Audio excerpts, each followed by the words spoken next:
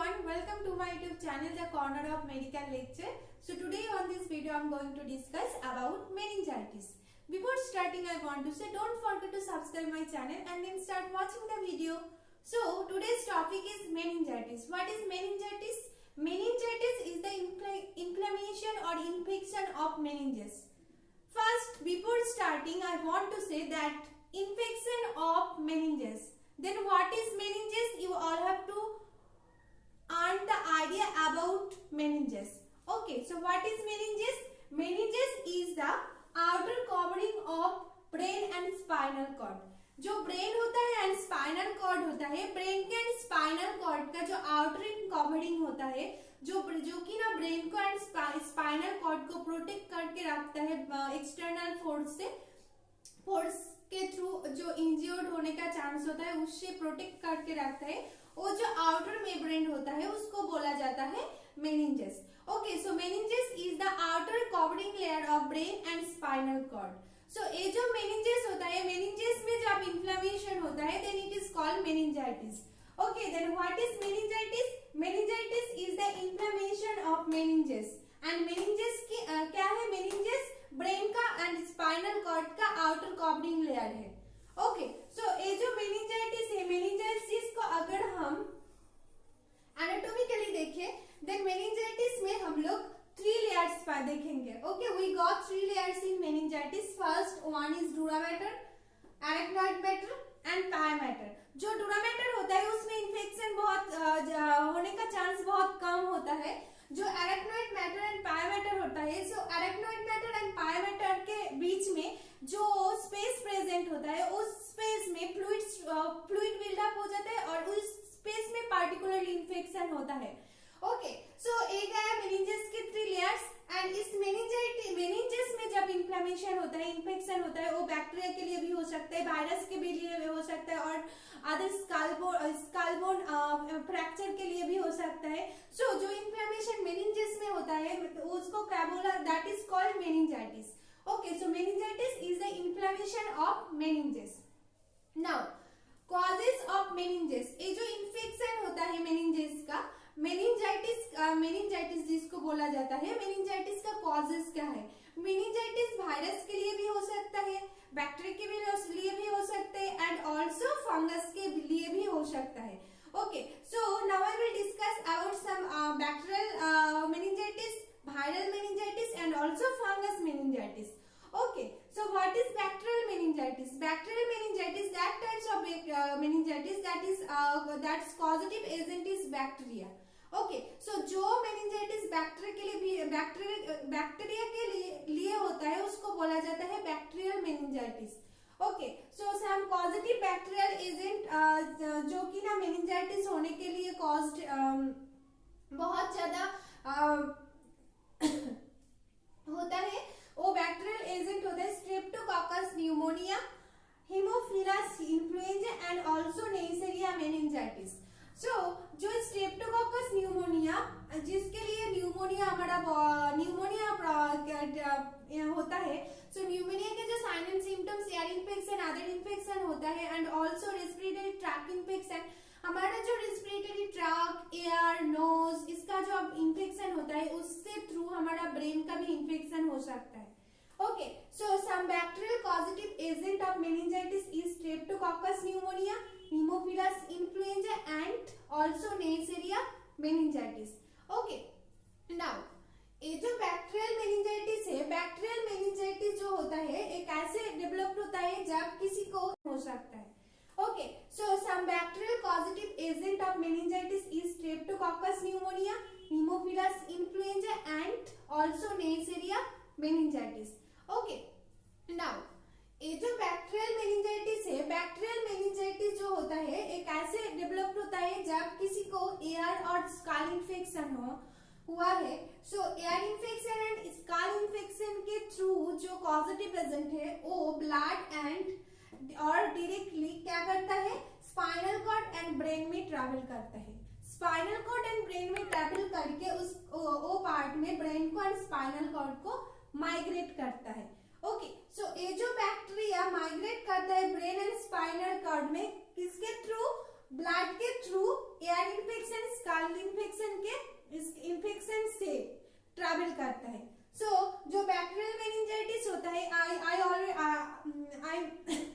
I also discuss about the pathophysiology of meningitis. When I will discuss about the pathophysiology of meningitis, then you all have जो doubt है वो doubt clear हो जाएगा। Okay, so the bacterial migrate to brain and spinal cord through blood और direct through ear और skull infection.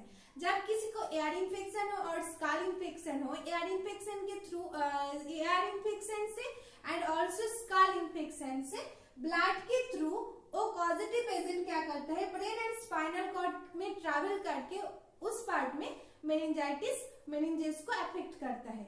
Okay, now viral infection, viral meningitis. What is viral meningitis? Virus के लिए जो meningitis होता है उसको बोला जाता है viral meningitis. So viral meningitis mainly हमारा बॉडी में किसी पर्सन को अगर इम्यून सप्रेसिव कंडीशन प्रेजेंट हो, देन इम्यून सप्रेसिव कंडीशन में अगर किसी पर्सन को इम्यूनिटी पावर बहुत ज्यादा लो हो और बहुत ज्यादा वीक हो, then he has a greater chance to form developed in the person's body viral meningitis. Okay, so viral meningitis mainly mumps, influenza, varicella zoster virus जो कि ना हमारा पॉक्स के चिकन पॉक्स के लिए पॉजिटिव एजेंट है। So chicken pox जो positive agent varicella zoster virus, ये भी क्या होता है, इन्फेक्शन हमारा बॉडी में क्रिएट करता है जो कि ना हमारा ब्रेन में ट्रैवल करके हमारा ब्रेन का जो आउटर कवरिंग लेयर मेनिंजेस में भी इन्फेक्शन क्रिएट कर सकता है। ओके, सो वायरल मेनिंजाइटिस गया। Now fungal meningitis. फंगल जो मेनिंजाइटिस है, क्रिप्टोकोकस एंड कॉन्डिडा।